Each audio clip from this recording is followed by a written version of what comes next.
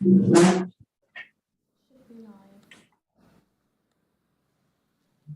Okay, all good, Steve. Great, thanks, Tana. Good evening, everybody. Welcome to the Plan Advisory Committee meeting of the 10th of March, 2022. My name's Steve Tanner. I'll be chairing this evening. As ever, we want to make our meetings available to as many people as possible, regardless of where they are. Hence, we're using a hybrid setup, or here in person at the town hall, or online via our Zoom channel. For those in the room, a little housekeeping. The emergency exit is to the rear corner of the room through there, and the assembly points in the car park behind. Toilets can be accessed at the end of the corridor on the right-hand side, and there is an accessible toilet to the right of the lift. For panelists on Zoom, please use your electronic raise hand by clicking on the participants button at the bottom of your screen. For those in the room, as ever, please raise your hand. For attendees on Zoom, please also post questions through your Q&A board. Attendees' names will become visible on the question board for the record as your question is answered. For those attendees in the room, again, please raise your hand. Tonight, Jane will clerk and Hannah will manage the questions board and participant settings. And for your info, the meeting will be recorded for minuting purposes, and we also live stream to our YouTube channel. Great. Item number 2. Any questions, comments or information from public and or councillors? No. Good. Item number 3. Apologies for absence. I think we got one from Lizzie, haven't we? And John as well, because he's online. Oh, and John, because John's online. Hiya. We don't need to vote on apologies, just note they're received. Yeah, we do need to vote on apologies. Yes. We do need to vote? Yeah. Right, okay. Could we please, someone propose that? Thank you, Mark. Right, that's carried. That's unanimous. Unanimous. Thank you very much. Sorry about that. Item number 4 on the agenda, declaration of members' interests. Oh. 7. It's very loud.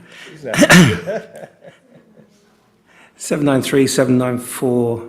I don't know what the address is.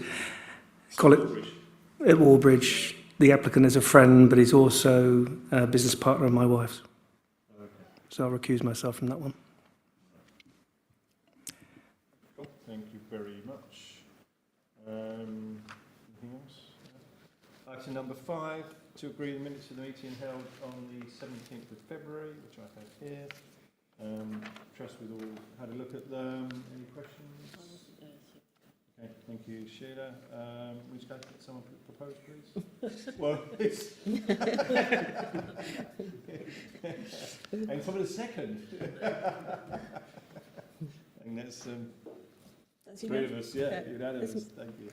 Of those that were at the meeting, at least. Yeah, Sheila wasn't at the meeting, and John is obviously online. Thank you. Item number 6, consider the major plan applications received. So over to you, Jane. Thank you.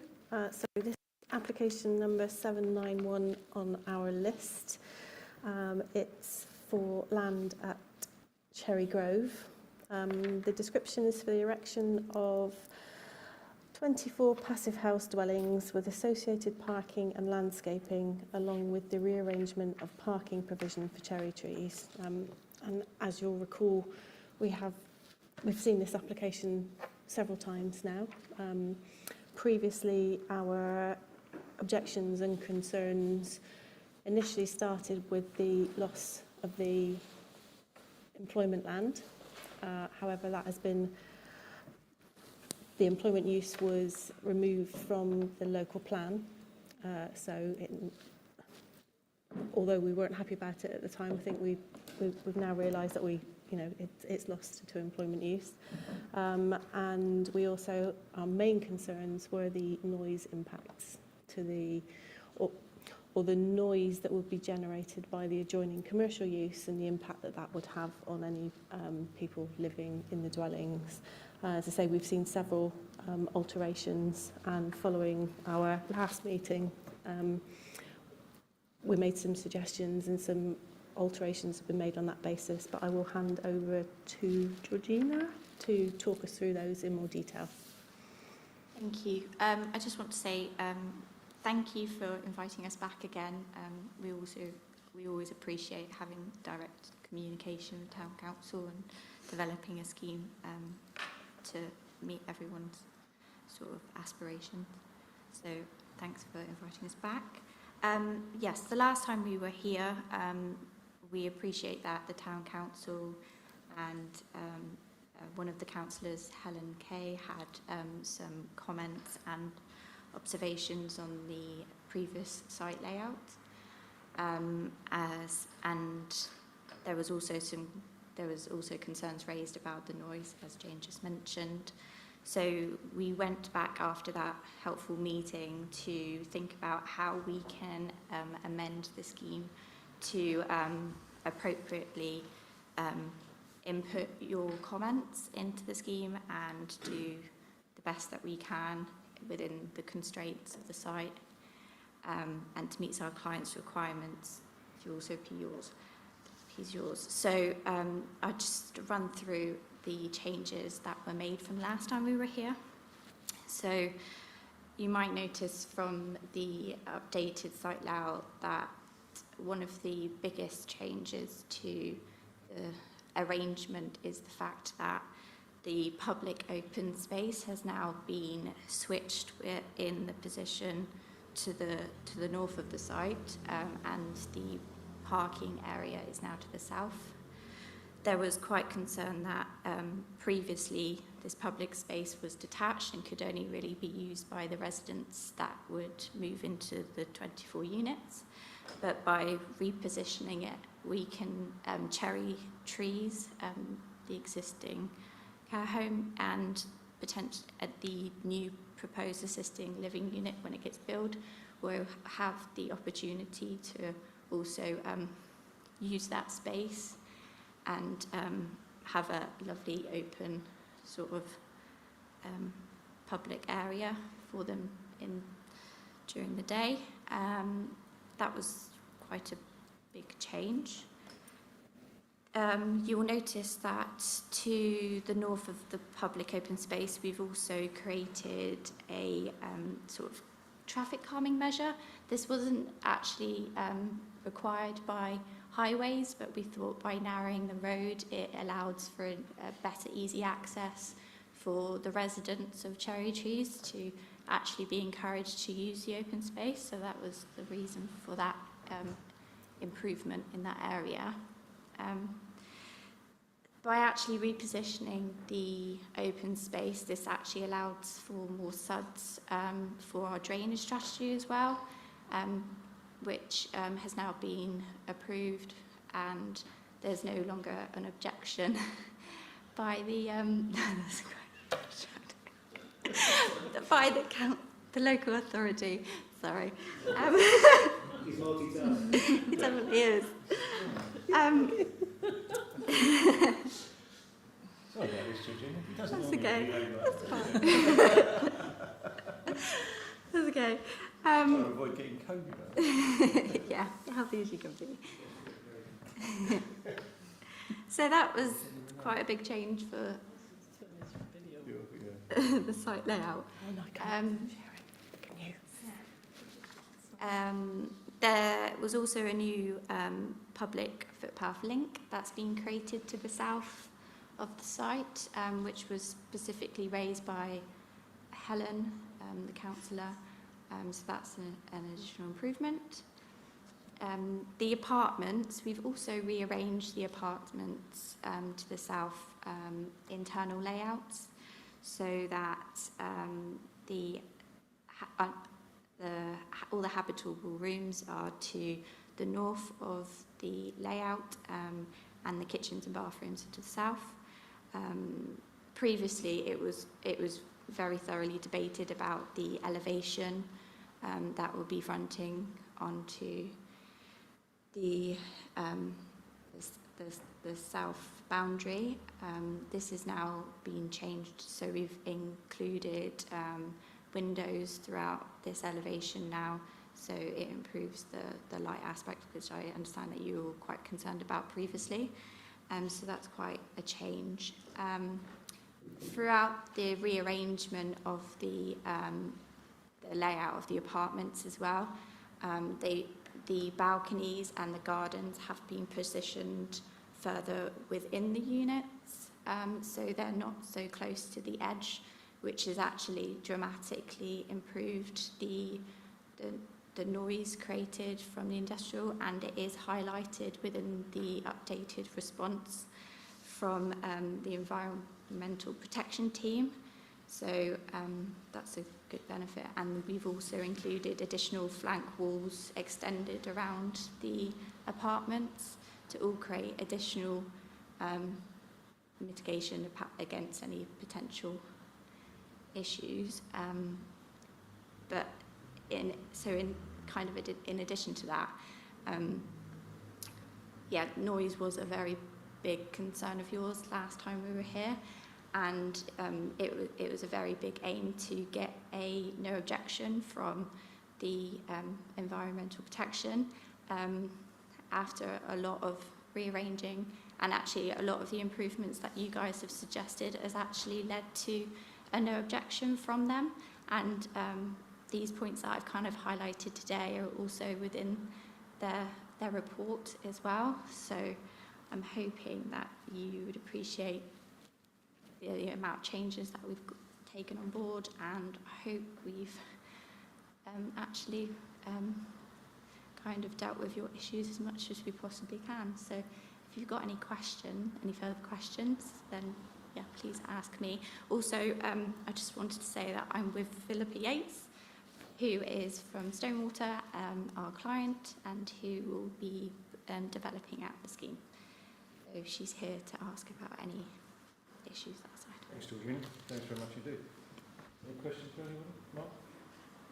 Thanks for coming, and thanks, Philippa, for coming too. And I think we all appreciate the need for raising this type in the town.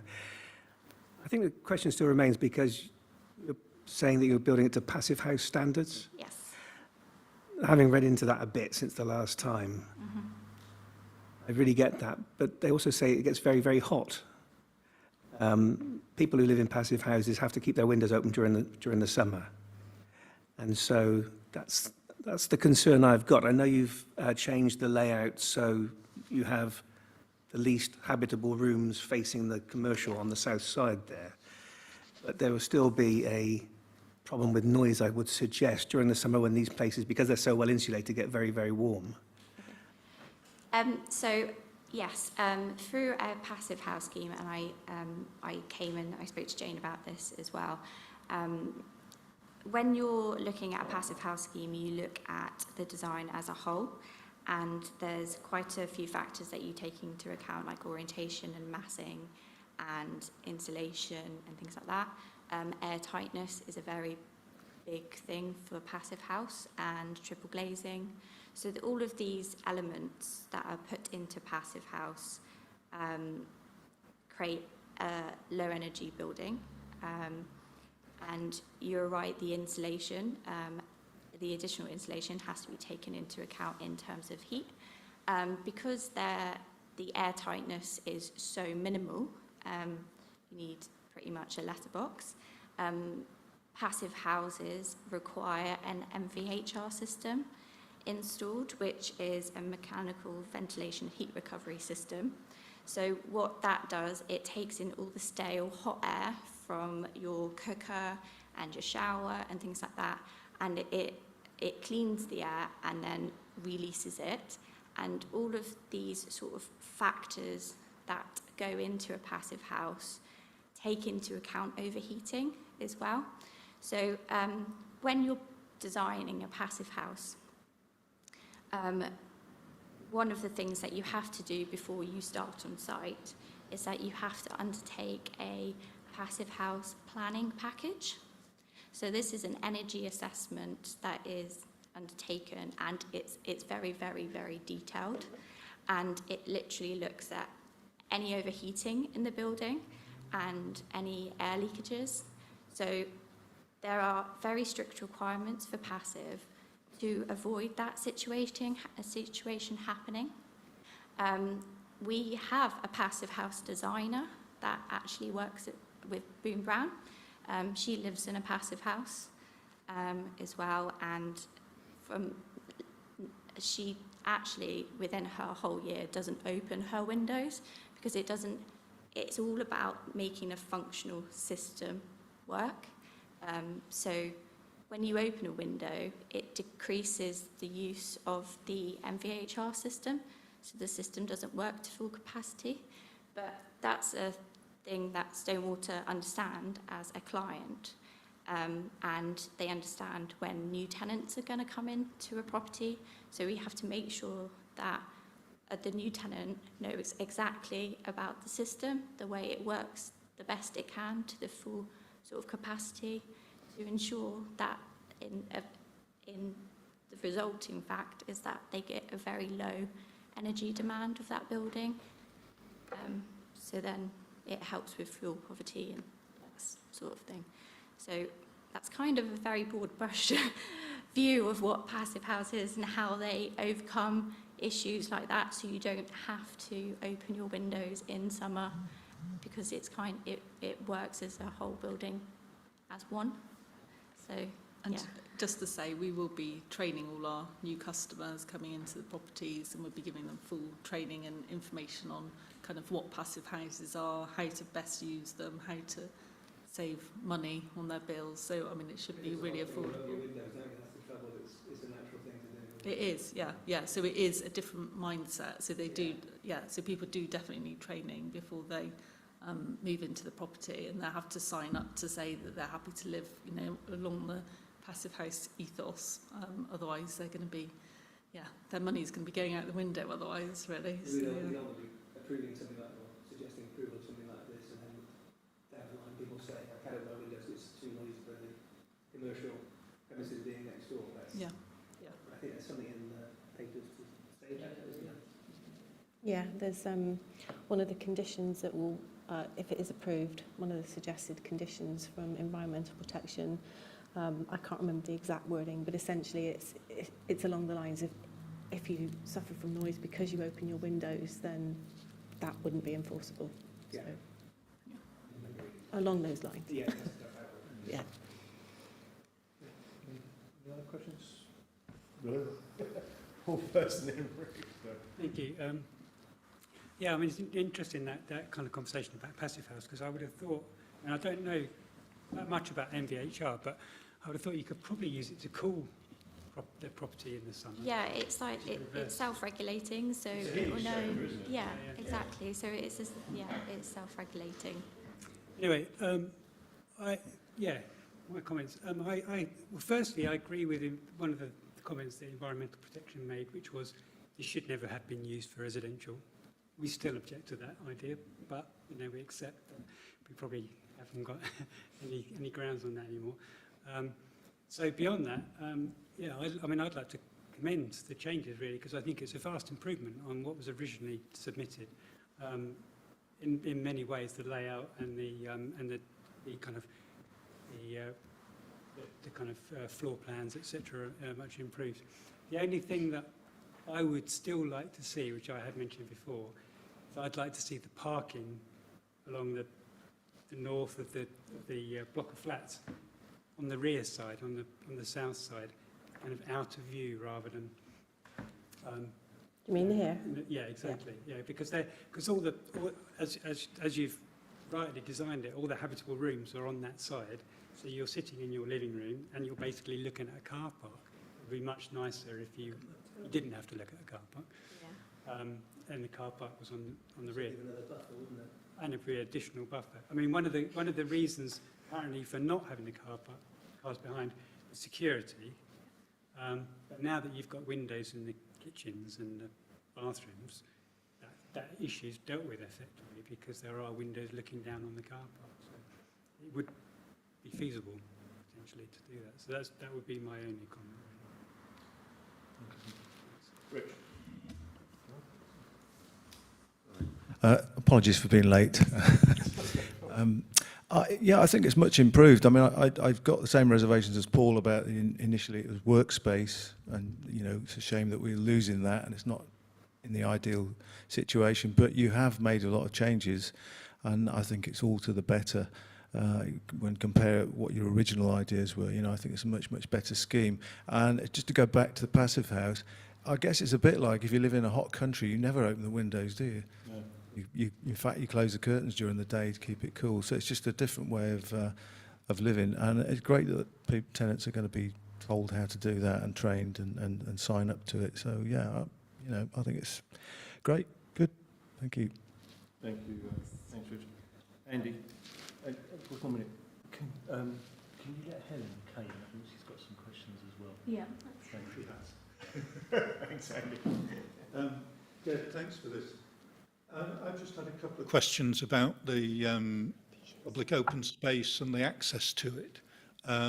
First of all, I can see where you've put that sort of traffic calming measure in. Yeah. Is the intention to build that so that it's a flat level pavement from the residential home across to the other side of the road? Yeah, we can design it so it is slightly raised, so you go up and over like a bump. Yeah, that's what I was thinking, because if there's people who need disabled access across there, it makes life easier for them. Okay. The other thing is, what's the intention in terms of ownership of that green space? So Stonewater have a management team, don't you? Yeah, so we would manage it. Okay, so you take on the care and maintenance of it? Yeah. Okay, thank you. Thanks. Just for the record, that was Andy Jones, who is a member of public, just for people maybe watching this in the morning or something. Helen, I think, has got some questions. Helen Kay. Are you there, Helen? Yes, I don't know if you can see me. Can you hear me? We can hear you. Can't see you, but we can hear you. Okay, I don't know how to make it so you can see me. It doesn't seem to give me that option. Okay. But anyway, hello.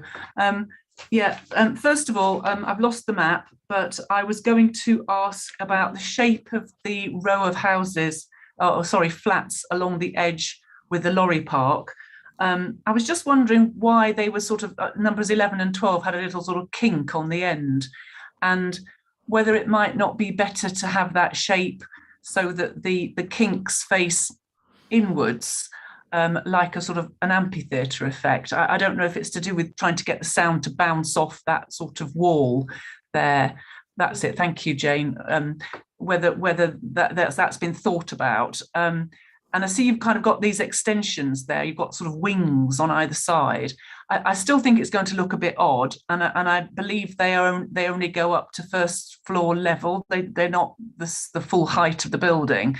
So I still think that the people on the top floors, when they are on their balconies, are going to get some noise, or if they have their windows open at night on the north side. So I'm still concerned about that. So that's my first question. I'll just say them all. So I've got three main concerns. That's the first one. The second one is that I know that I can see why you've put that park where you have. I believe the land slopes effectively from the southern edge to the southwestern edge to the northeastern edge. So it's logical to put the park there if it also helps with suds. However, I would have thought, and it's good. We really, in terms of priorities, to me, the park, it's good to have a local park that people can use, including the people at Cherry Trees. But to me, to have had the park on the noisy edge would have served a more important function, because then you could have had that as a buffer zone. So you could have effectively changed the layout here, and so that everything was shuffled up towards the north, and then the park acted as a kind of a sound barrier. I am still very concerned about the lorry park next door, and I still think it's borderline in terms of sound. I know that the Environmental Protection Officer has given rather a guarded approval, I have to say, sort of slightly on the fence as far as when I read the report. And I think that more could have been done to improve the sound barrier. For example, if that row of flats that we've just talked about along that edge could have been moved further north, then you could have had a sort of an earth bund along there with planting on top of it, which would have created more mass and would have created more of a sound barrier.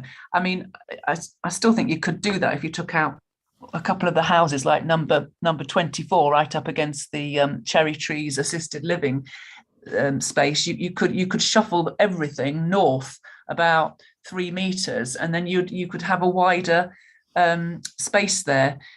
So that's my second concern, is still around noise and whether the layout really addresses that, the revised layout really addresses that. And thirdly, I was going to say I was pleased to hear that you're going to train residents about how to properly live in passive houses. When it was suggested that you had rainwater harvesting, it was dismissed in one of your reports as, oh, we've tried this before and our residents can't do it. But I'm thinking, if you're going to expect them to do to be able to live in a passive house successfully, could we not get them also to be looking? Could we not also look at rainwater harvesting as well, flushing downstairs toilets, for example, with grey water that's collected in roof loft spaces? Okay, thank you. Thanks. So just again, for the record, that was Helen Kay, who is a Mendip District Councillor, joining as a member. I don't know if you want to. Shall I come back onto that? Come back on that, Georgina, thanks. So the first point was about sort of the kink within the apartment block. I think the main reason was to actually, it was more of a design preference, to be honest, as it runs along the road and actually bends around through to the parking area, because if it was straight all the way along there, you get more of a pinch point. It probably also does help in terms of sound, but whether or not that makes much difference if it's straight or kinked, I think it was more of a design preference to open up that space a bit better.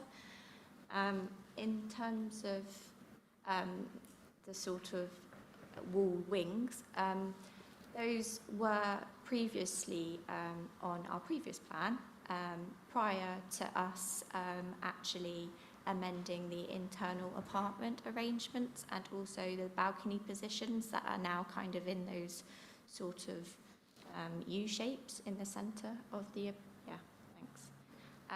so those were kind of additional helpful things. Whether or not they actually are the full set, that's the only reason why the noise is now acceptable. I wouldn't say it is. I think all the improvements we've done into the apartments and the changes in terms of the balcony positions and things like that, that's what's actually set off the improvements in terms of the sound compared to last time.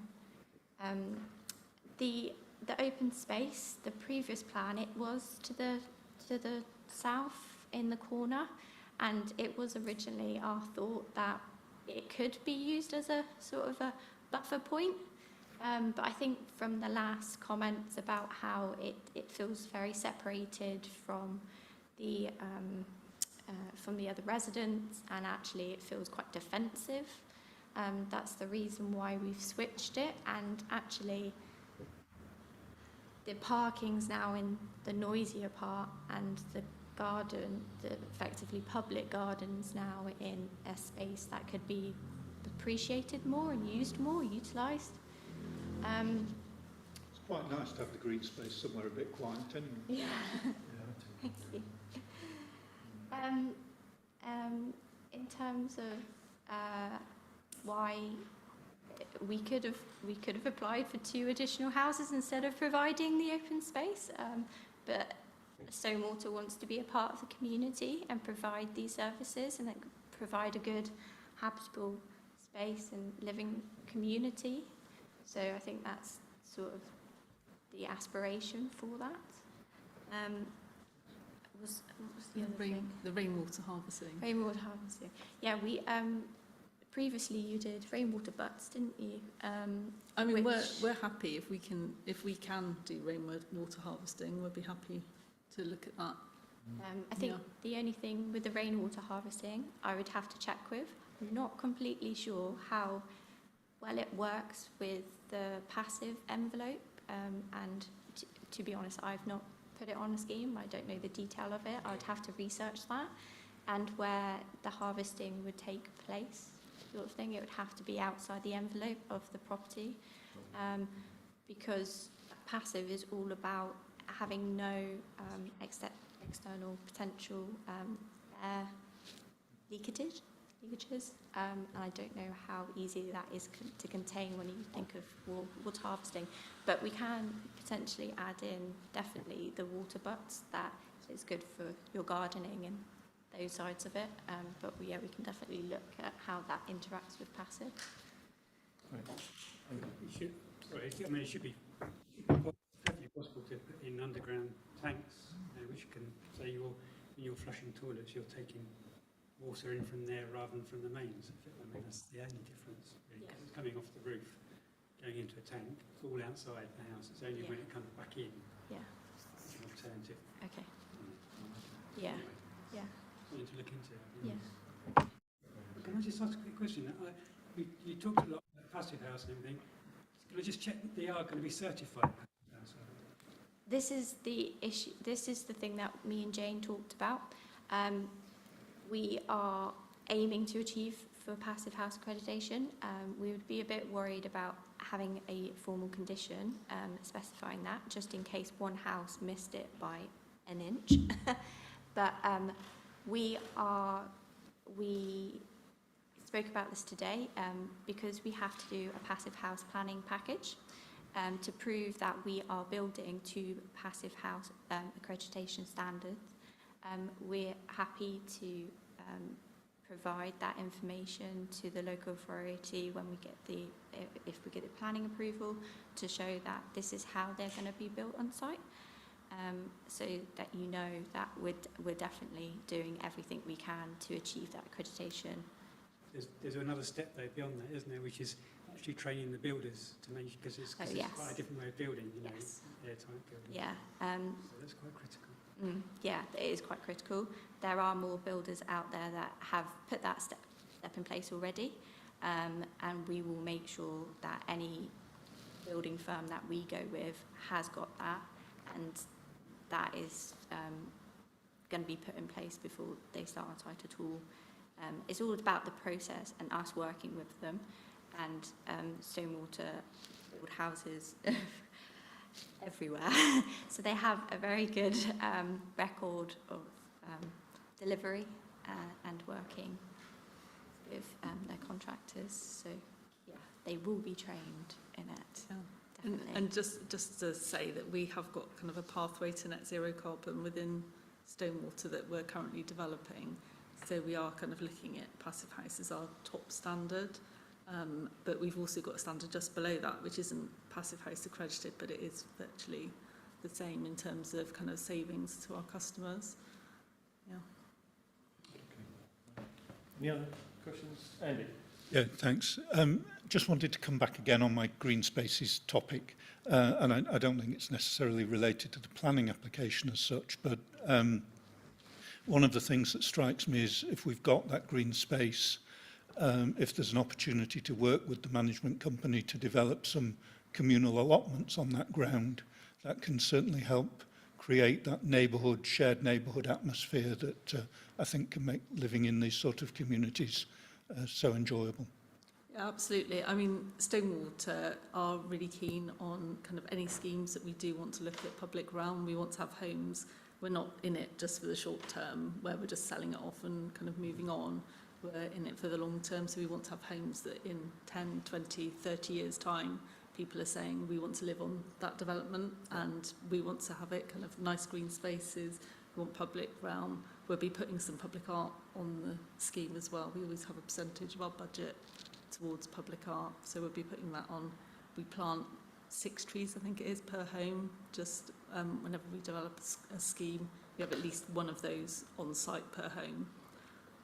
So yeah, if we can look at allotments, we will do, but obviously that would take up some of the space. We hadn't planned it on this scheme, to be honest. We had thought more about kind of public open space, but you know, if we're doing another scheme, we are looking at other schemes in Frome, and we would be happy to do allotments if necessary. Yeah. Great. Thank you very much. Any other questions? No. Great. I haven't got any. Mine have been raised before. So. Jake, where are we then? Well, I mean, yeah. other than Paul has raised the issue of switching the parking around, but other than that, I'm not sensing that there are any objections to the scheme left. and that in line with what Helen said, we'd like to see, or at least ask that the use of water harvesting is explored together with communal allotments in the open space. Yeah, I agree with that. Everyone's agree? So we're not objecting? Oh, and that we would like to commend the changes that have been made already. Very much so. Yes. Yeah. So I mean, and that's how I've read what I've heard. I think that's right. Great. Someone propose that then, I think? Oh, I think John's got his hand up. Ah. Is he proposing? Have you got questions or are you proposing? I'm pretending I'm there. I'm just proposing. Thank you. We'll take Rich as proposal because he was here. And all those in favour. Okay, Thank you. that's unanimous. Thank you. Great. Thank you very much, Georgina. Thanks very much indeed. Thanks for coming. Thanks for having us. Yeah, I think as everyone said, thanks very much for all the efforts that you guys put in to create something that we are where we are with it. And I think we still lose the loss of employment space, as you know. We're not going to change that, but I think what you've done is a lot better than when we first started. So thanks very much for your hard work and thanks for your time and thank you. Thank you. Yep. Thank you. Great. Thanks very much. Can you just let her know it might kick them out and then bring her back in? Well, I can do it on chat, that's fine. Just going to make Helen. Okay, moving on. Jane, see you. Moving on, so next application we're going to discuss is number 793 on our list. Rich wasn't here when we asked for declarations of interest, but I think he might want to make one on this. Which one? Sorry. 7 Wallbridge, Rich. I'm very friendly with the owners. Right, okay, thank you. You can let that piece in. Yeah. Thank you. So They haven't paid me any money. So, so I might still object. So yes, so this is 7 Wallbridge, Froome, and it's for the erection of a double garage. And just bear with me while I move to the correct slide. Here we go. So this is a listed building in the conservation area, and as I've said, it's for a replacement garage. I did actually visit the site with Steve this week because I actually found the plans quite confusing. It wasn't really clear to me how this front, effectively the front elevation, would look once the garage was built. It does appear that there are already some works being carried out there, and I think it is fair to say that from most angles, certainly from the roadside, with this tree here, you won't see very much of the new garage. However, there was a bit of concern about how low these bottom branches were, whether or not they would actually have to be removed to enable proper access to the garage. But these are the elevational drawings, and yeah, I'm struggling really to appreciate how that might look once it's built. And I think the Civic Society made. They didn't object. No, I mean, I don't think it's an objection necessarily. It's more about really being able to understand what it'll. I've got their comments look, here actually. yeah. I'll read them out. So Civic Society, no objection in principle. It's not clear whether the proposed relocation of the garage further south will have an impact on the overhanging branches of the yew tree, and whether the tree works will be needed or will be applied to raise the canopy. Also, there is no elevation as seen from the street, i.e. south elevation. It's not clear what sort of impact the rendered rear wall of the garage will have on the street scene of Wallbridge and the character of the conservation area. Yeah, pretty much what we came up with during the site visit. Wasn't it, really? Yeah. The yew tree branches do hang incredibly low, don't they? I can't see how they're going to do too much without getting someone to come in and do something with them. So hopefully it'll be done professionally. Mark's not taking part in this either, is he? No. Oh, so right, it's just, of course, just yeah. So, Sheila so and Paul and Sheila yeah, then. yeah. No, I haven't got much to say about Yeah, it. exactly. No, is it, But I think yeah, that the point that you made, well, that Civil Society made, that there isn't a street elevation, I hadn't really picked that up. It's a really Yeah. good point, because that is the critical one, isn't it? Yeah. Yeah. At the moment from the street, all you see is the yew tree. Everything else is sort of hidden by the low-hanging branches of the yew tree. Now, if they were removed, then obviously it would be a whole different vista sort of thing. Yeah. So I think, you know, it needs a little bit more information on that. I think as to how it's actually going to look from the street. So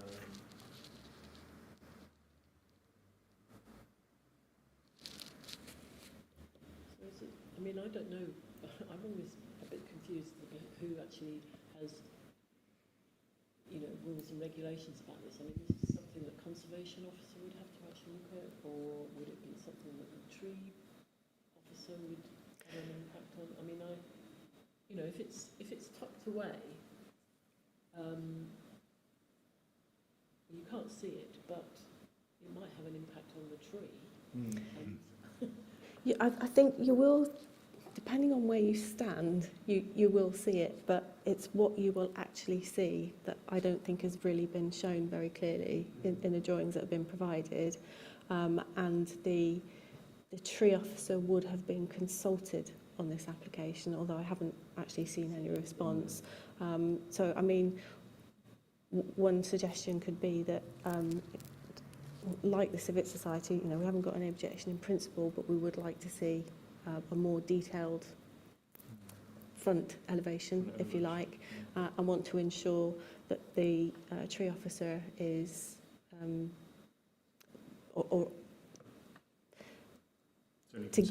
is consulted to ensure that there be no harm to the tree. that's a substantial tree. Yeah. Yeah. That was really where I was going, was I think, is it Bo, who's the tree officer, Yeah. should be encouraged to give us a full report on the risks of this one, because actually building that close to the base of a yew tree could impact its viability. It's got to. Is the tree the other side of the road that we saw a few months back?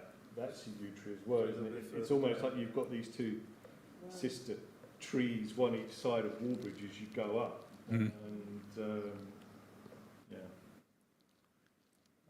I think I'm more concerned about the tree than I am about the garage. the tree is nice. Okay, so yeah, what you said, Jane, no objection in principle, but we'd like to make sure that the tree officer is fully consulted and a street scene from street view. Yeah, so essentially... So Helen Kay, sorry, just asked who was talking then, and it was Andy Jones. Oh, so just sorry, Helen. Yeah, my fault. I should have introduced. That was Amy Jones who asked the question, spoke. Thanks. So we would, no objection in principle, but we would like to see a better street elevation and ensure that the tree officer is consulted so that we can establish that there will be no impact on the yew tree. Great, thank you. Someone closer, please. I think That's majority. Thank you. Just. Okay, so the next application for discussion is number 797 on our list, and this is land adjacent. No, I'm sorry, I've missed one. Yeah, 795 on our list, and this is 42 Nunney Road, Frome. This is for the erection of a 1.8 metre high close boarded fence and gates behind the existing stone boundary wall, and that's a retrospective application. You'll recall that we have seen this application previously, several times. So there is already an approval in place, but the approval is just for this element of fencing along this elevation here, and for the new gates on the front. So which is essentially, that would mean the one that's been approved is along the back here, and the gates are just along here. Originally, they were applying to retain the fence that has already been put up, which runs pretty much all the way round like that.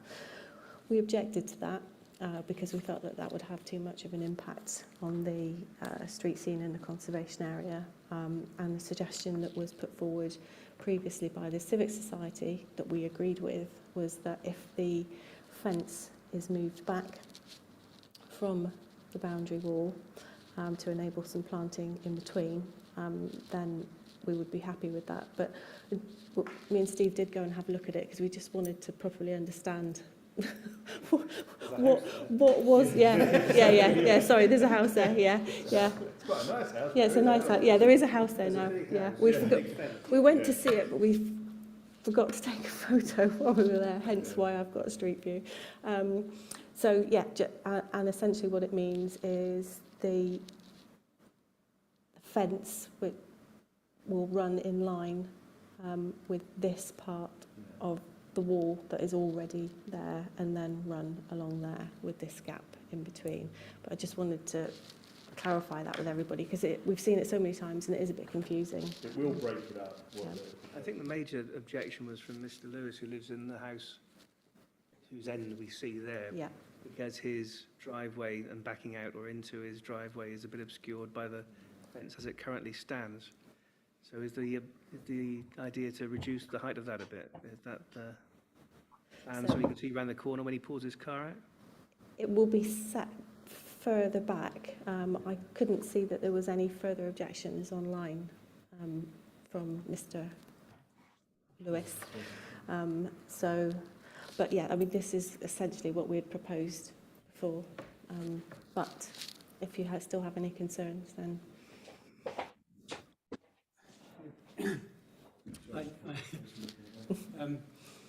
I think it'd be churlish of us in a way to object. However, talking about setting the fence back by a metre, in reality it's only just over half a metre because it's a metre from the front of the wall.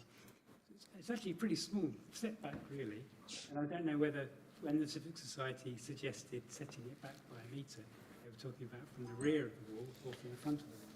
They haven't objected on this application. No, exactly. No. So, I mean, maybe it's a bit of a pernickety point. But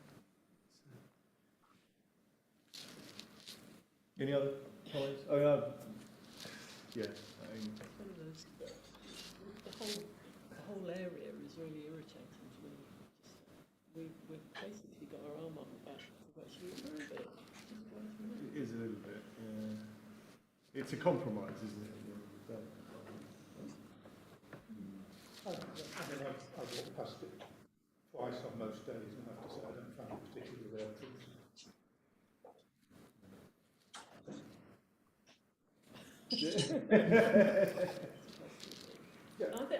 I don't find it obtrusive. I mean, it clearly mirrors some of the other design there. It's just the way that you put that on the whole sort of consultative.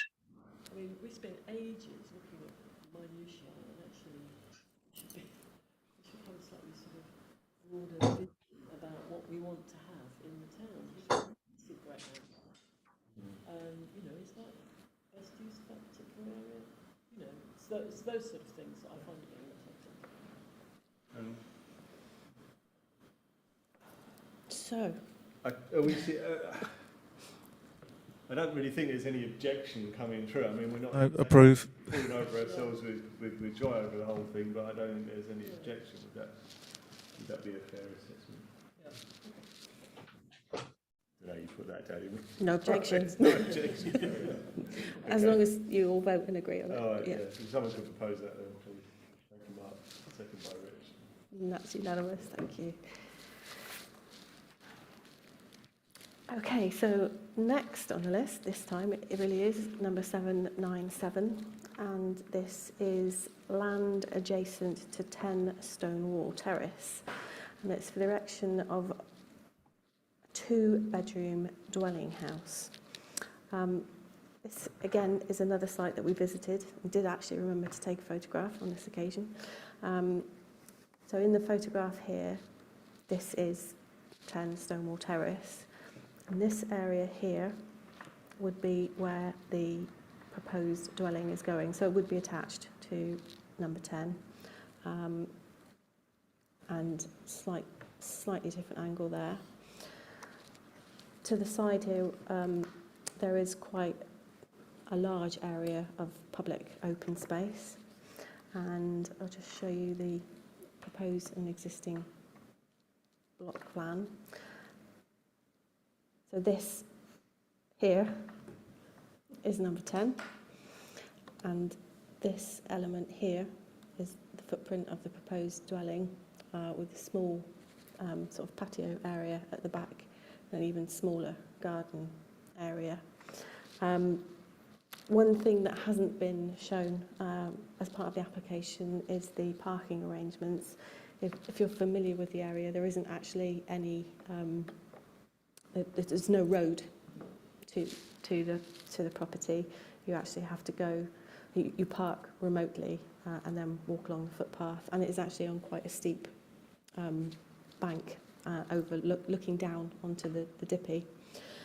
So yes, there's no information about the parking, and there are several comments from residents online concerned about the impacts that it will have on the remote allocated parking spaces, and the Civic Society and some of the comments that I've had already from councillors have actually talked about the fact that that the property doesn't meet the space standards. Looking at it when we were there, in terms of its impacts, there wouldn't be any overlooking. There are no windows on the rear of the property that sits behind it, but it's really about whether or not there is an issue with the parking and if you feel that the space standards are a consideration. Yeah.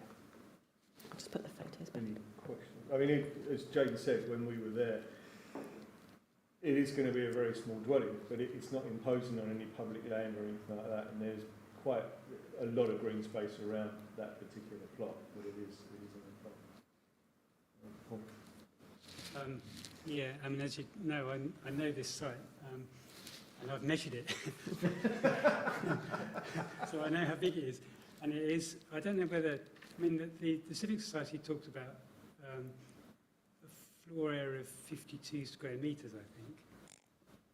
I'm not sure where they got that from, whether they'd measured it off the drawing or what, but as far as I know, the site is only 4 metres by 6 metres.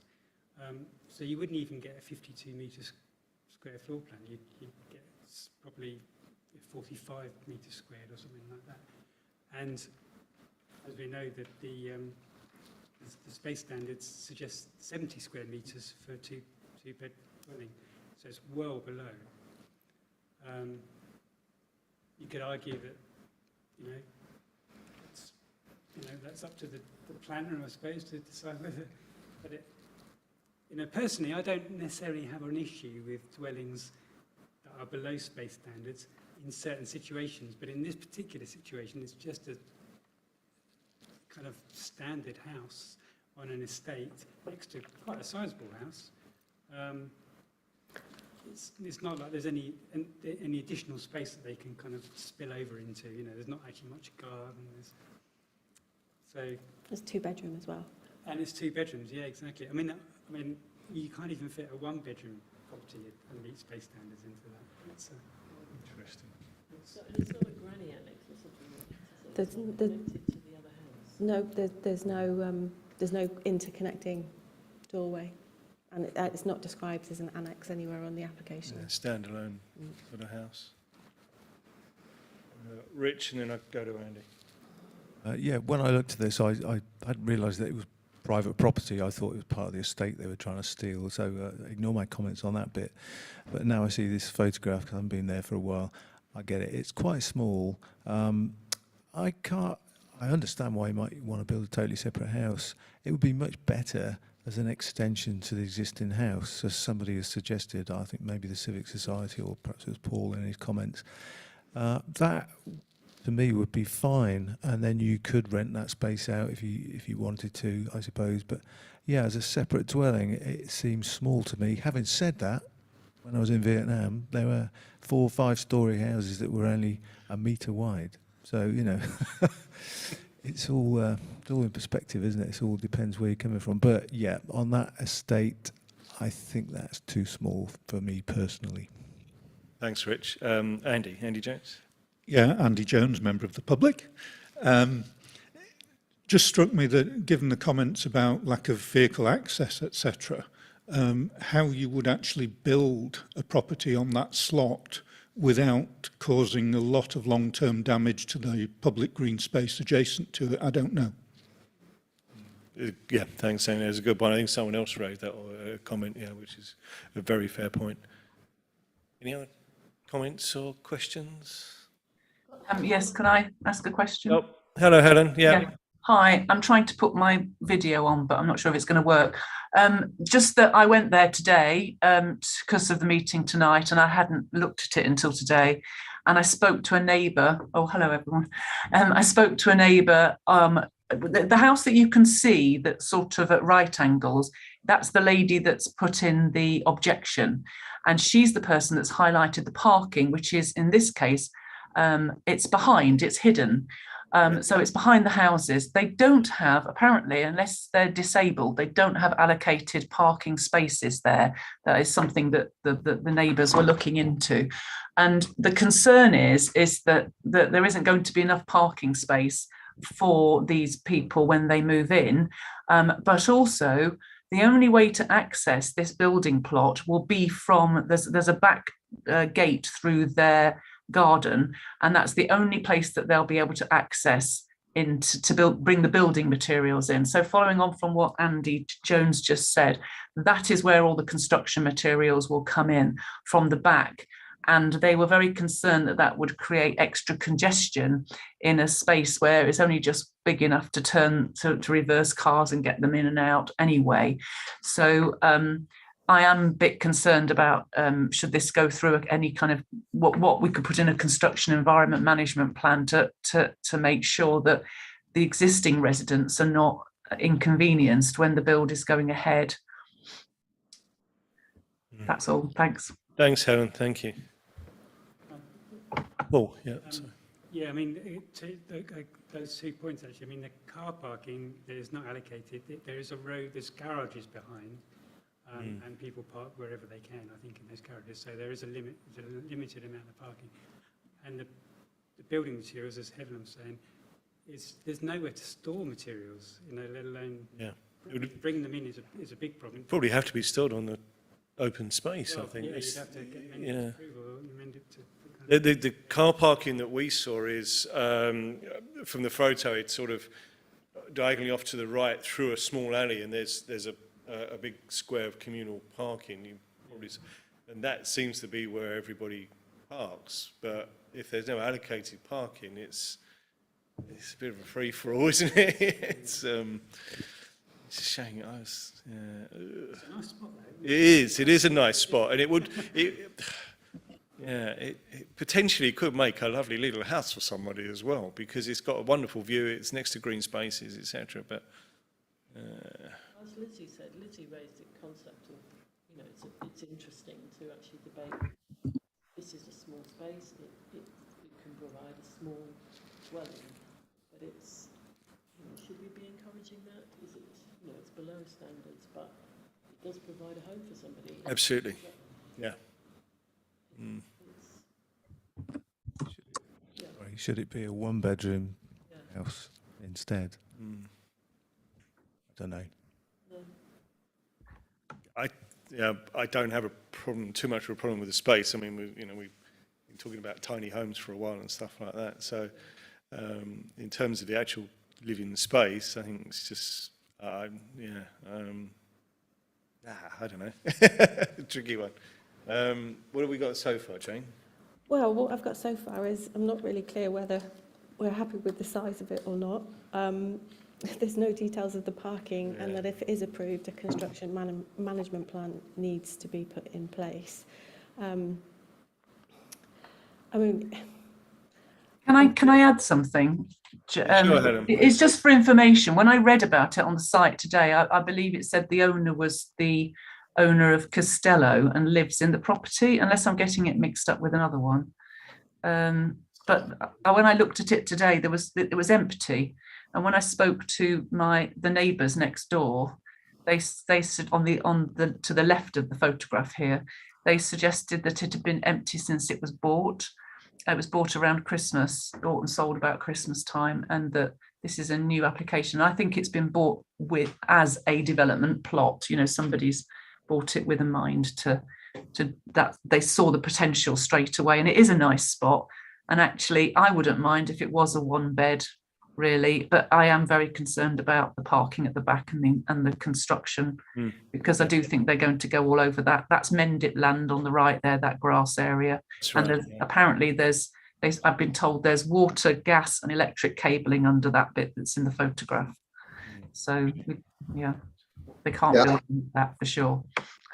I could just add something also. I don't think the size is the issue, really, because that's up to people to choose if they want a place like that. And we've had this tiny homes movement and all this kind of stuff. So that's not the thing. I think that the concerns about building materials and disruption and the parking are the main issues, probably, for me. Thanks, John. Can I quickly on the tiny homes thing, I think it's not totally relevant, because the tiny homes community will generally have some communal space. And and there'll be a number of tiny homes around, and this hasn't got any communal space. That's the issue, really. And the relationship, I mean, if that house on the left is empty, there's a sort of relationship between these two houses that needs to be clarified. Determined, yeah. I mean, is it being bought for staff to live in, or to temporarily live in, or stay in the week and then not at the week? You know, it raises all sorts of questions just by that comment from Claire. I think what I'm hearing, correct me if I'm wrong, Jane, is that I'll just do a quickie. Sorry. Just follow on from Sheila, just give me an idea. You know, if the application was for both of those houses and you somehow made this new one a little bit bigger by knocking into the existing house, you know, you looked at both houses essentially as part of the development, that might be an improvement. I don't know. Might be a way to go forward. Or you mean knocking the outside wall down a bit? And Yeah. I mean, I don't know how you do it, but you'd actually look at the existing house. Wow. And terrace. Yeah. Definitely a relationship between Yeah. two properties.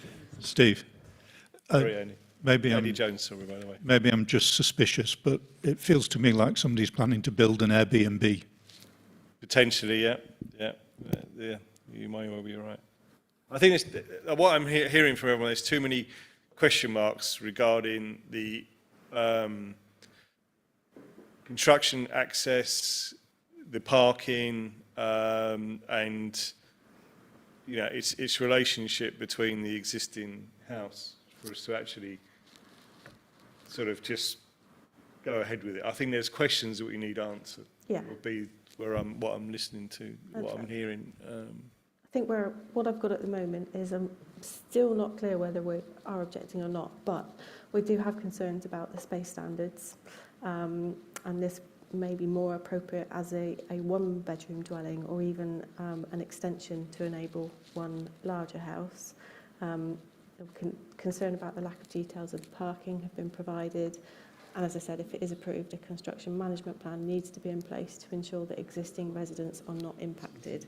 But I'm not quite clear whether that's an objection or...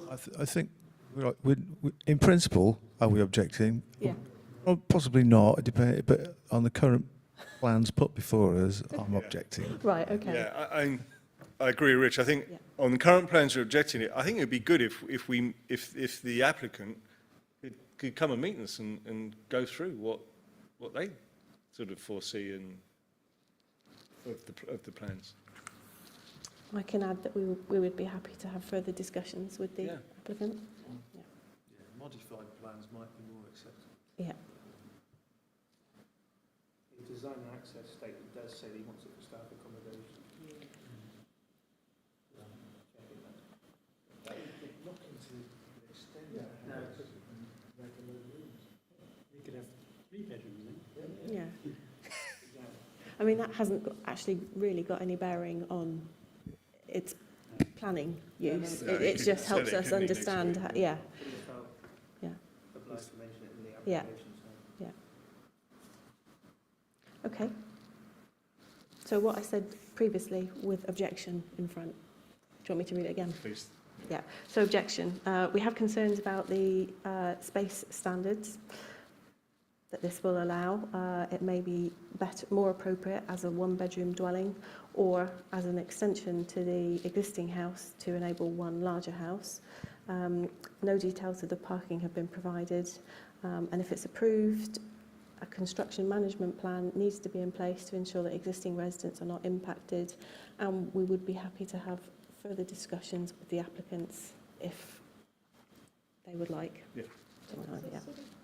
I'm just thinking, if it is for staff accommodation, that's actually quite a good idea. You know, the staff do need places to live, and so we. But then why not extend the house? Yeah, so there's something about, well, we're interested in the idea, the concept of providing good quality staff accommodation, and we just. And they claim it's 53 square metres. And we just would like a bit more information to make sure that it's going to be good. Yeah. Okay. Great. Someone could propose what Jane said, please, Rich, seconded by Sheila. That's unanimous. Thank you. Great.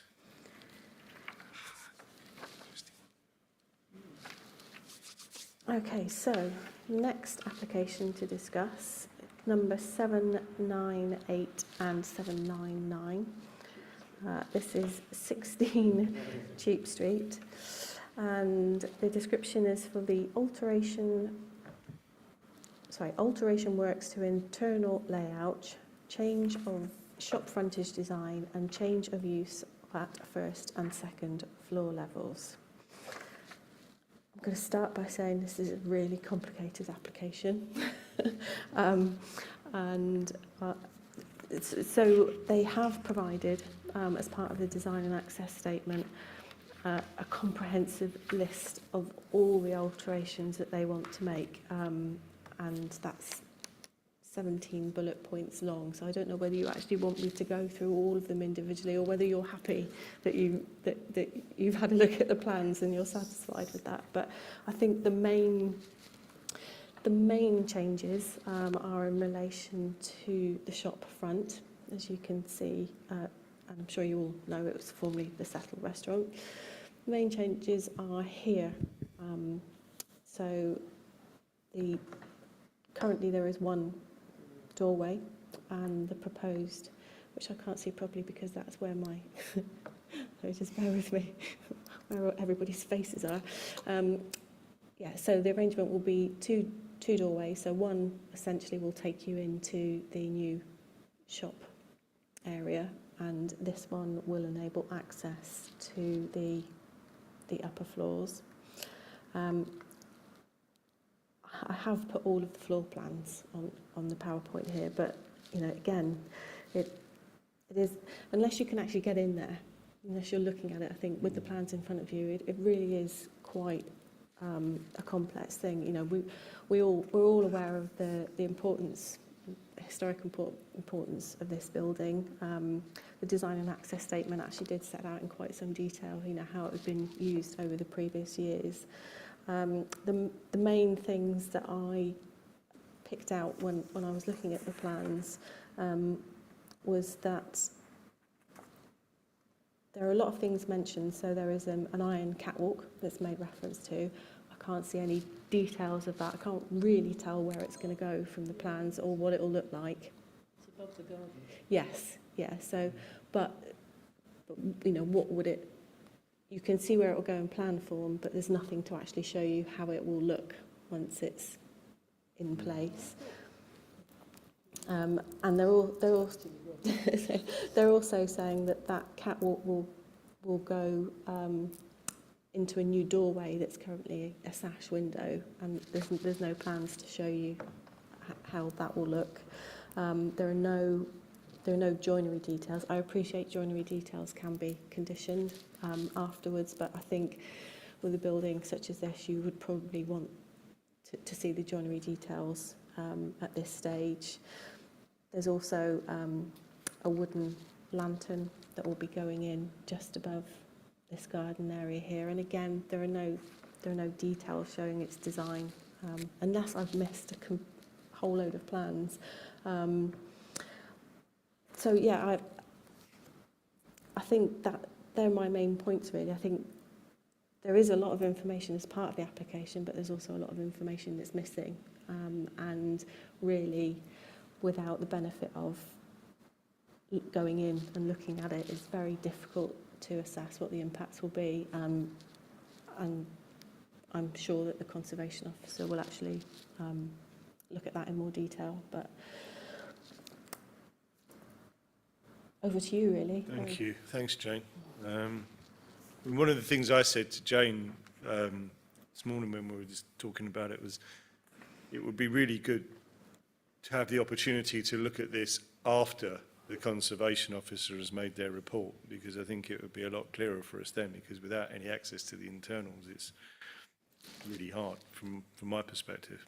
That was my thought, but I don't know if we can do that. But apart from that, anybody else? Paul? I mean, I'm just talking about joinery details. I seem to remember the Civic Society referring to joinery details. Yeah.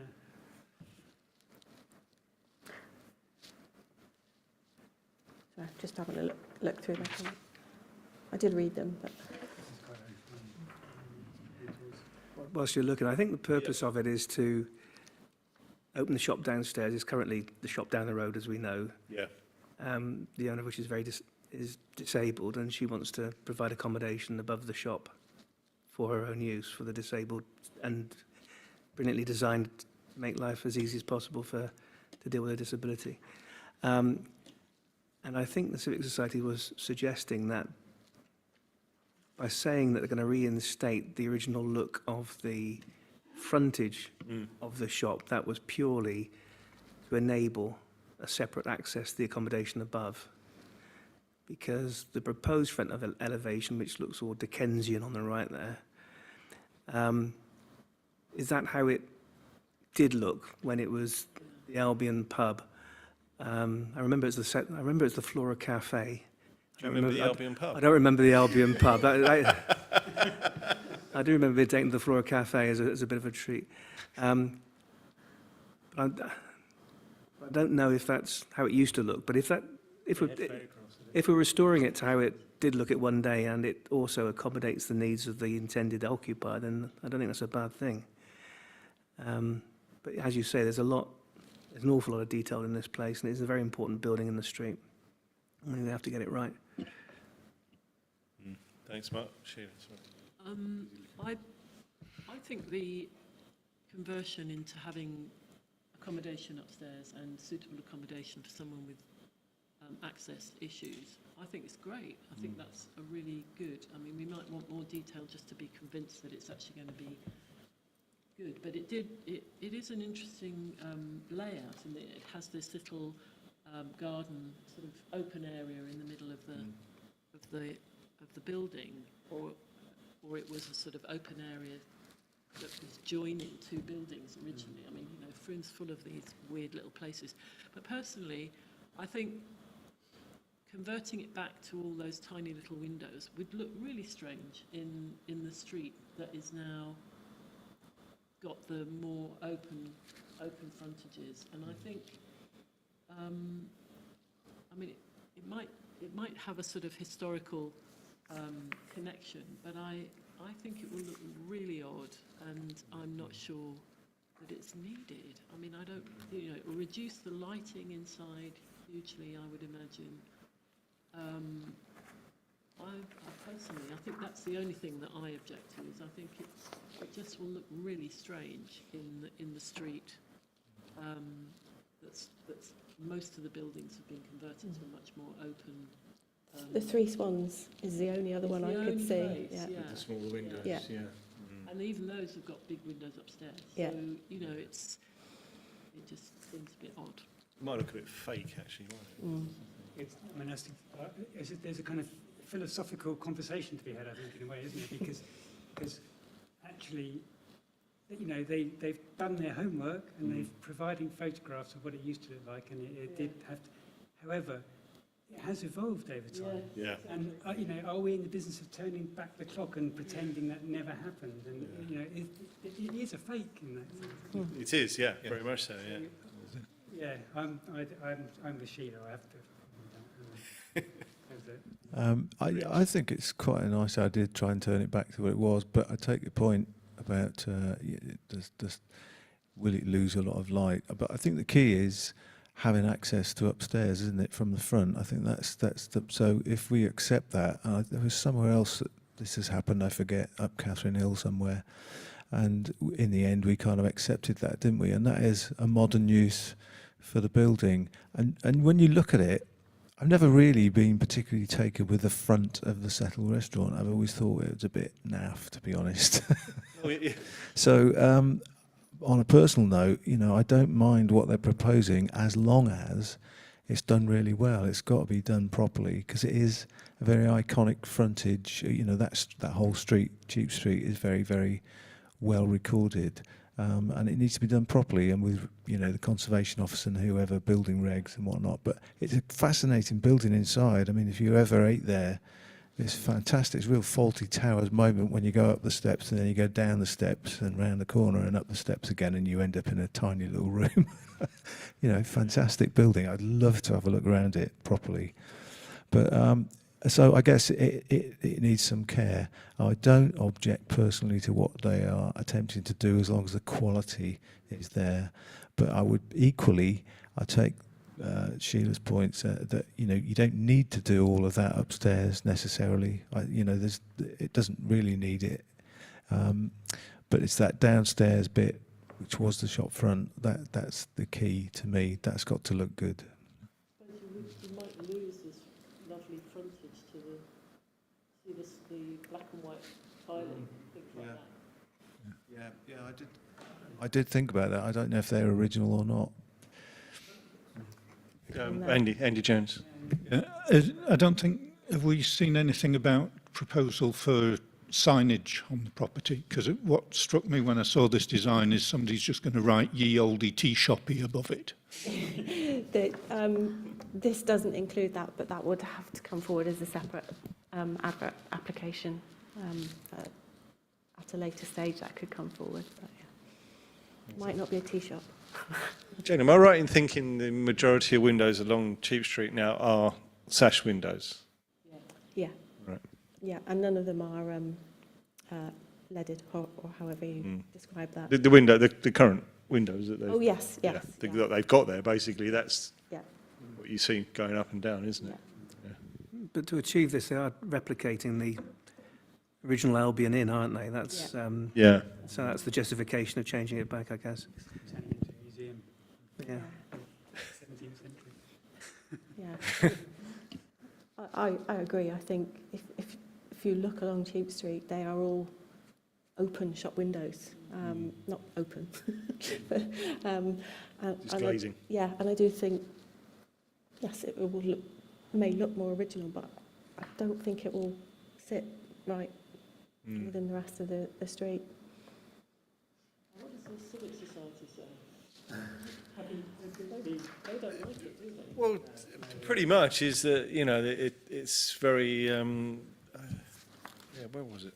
It's over here. You can All right. I've got it here. You know, it's for the, you know, it's really important that the conservation officer, Yeah. you know, spends. They're saying it's been handed to a planning officer rather than a conservation officer. Right. Okay. That's true. On that conversation about conservation, you know, we have to ask the question: what are we trying to conserve? Absolutely, yeah. How Are we trying to? Is it a particular time in history we're trying to conserve, or is it, you know? when it was built? Exactly. Yeah. Yeah. Or should it be later? I mean, because it's had so many different uses over its history, isn't it? Yeah. I mean, from tea shops No to reason pubs go back to, when it was built. yeah. No. I think they, in their design and access statement, they've talked a lot about the history of the use of the building. And one of the things on the Historic England website is, you know, it's not just about how it looks and the materials that are used, but it's also about preserving how it has been used, how it's evolved. And there has always been a accommodation above, let separately to families and different uses. So, you know, it is kind of continuing the story, but obviously it needs adaptation to, you know, meet modern standards. It's just, from my point of view, I just don't think they've detailed that quite enough to be able to be assured that the works that they're doing are, you know, relevant to the building. So it's similar to the last application where what you're wanting the you know, the changes to look at is the place setting of the place, Yeah. not just the individual buildings. So Yeah. it's not just that building, it's actually looking at it in context to the surroundings. I mean, you know, here's something that doesn't have any car parking spaces. There's nowhere to park a car. Yeah. You know, all that sort of stuff is not even considered. And I must admit, the two doors that they've got there, looking so different, would be really odd. Yeah. And you know, it is a bit of. I think the Civic Society says it's a mash-up, and I think it is a bit of a mash-up. Yeah. You know that. But I do think making the upstairs a decent set of accommodation is a really good idea. Yeah. Yeah, good. I mean, what I'm hearing, Jane, I'm sure you'll correct me if I'm wrong, we're actually commending them on what they're doing in creating a livable space, you know, for the person. We're just not convinced that some of the aspects of what they're doing is right for that particular area. And the conservation officer has really got to, and we're very much referring to the conservation officer. Are we saying we need them to tighten up on their specs and their details? So, You know, we want more of that, really. And we're not convinced. I'm not totally convinced by the frontage of where the two doors are. I agree; they ought to match at least. I assume that's to differentiate between the private part and the public part. Yeah, I'm sure. Yeah. I guess that's why they're doing it. Do we know if they did a pre-app for this? It doesn't mention No. pre-app, but that doesn't mean that they didn't. No. They didn't do one. It is an interesting comment, isn't it, from the Civic Society that it's been handed to a planning officer rather than the conservation officer. Yes. I mean, the conservation officer will absolutely be consulted as part of this process. Right. There's a full application and a listed building application. Right. So I imagine that's why it's been allocated to a planning officer. But yeah, absolutely can assure you that the conservation officer will love walking around and having a look. When I wanted to improve the guttering on the from Whole Foods, the conservation officer was down there like a shot. Yeah. And that was just a gutter. Right. Yeah. So they could be there a while. Yeah. Okay, so I think what I've got is that we've got no objection in principle. However, we've got no objection in principle. We support the accommodation on the upper floors, but we do have concerns about the window designs and the different door designs to the front elevation, and feel that further details are required in respect of the proposed mezzanine floor, the lantern light, the catwalk, etc., etc., and that you know, we would, before we make any further comment, we would like to see the comments from the conservation officer. Yeah. Yes. Is it worth kind of just questioning that whole idea of turning back the clock to when it was built? I don't know, or just kind of wiping out its history and effectively its development. Yeah. Okay. Yeah, I'll add something on that. Yeah.